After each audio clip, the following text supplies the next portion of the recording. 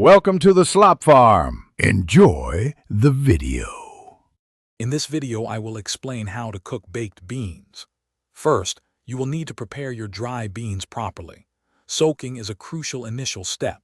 Take 1 pound of dried navy or Great Northern beans, cover them with plenty of cold water, about 3 inches above the bean line, and let them soak overnight for at least 8 hours. This rehydrates them thoroughly, leading to a much better texture when cooked, truly an essential step for delicious results. Now, let's gather the essential ingredients that give baked beans their signature rich flavor. You will need 1/2 pound of salt pork diced to render down and provide a savory base. 1 large yellow onion, finely chopped, adds a sweet aromatic touch. Don't forget 1/2 cup of dark molasses and 1/4 cup of brown sugar for that deep, caramelized sweetness.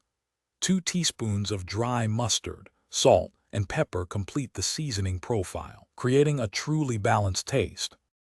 With your ingredients ready, it's time to start cooking. First, drain and rinse your soaked beans thoroughly. In a large, heavy pot, render the diced salt pork over medium heat until it's wonderfully crisp, then set those delicious cracklings aside for later. Sauté the chopped onion in that flavorful rendered fat until it's soft and translucent. Now, add the rinsed beans, molasses, brown sugar, mustard, salt, pepper, and 2 cups of your reserved bean liquid, bringing everything to a gentle simmer.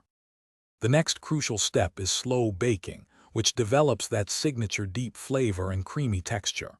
Transfer the simmering beans into a deep, oven-safe baking dish, covering it tightly to prevent drying. Place the dish in a preheated oven at 275 degrees Fahrenheit.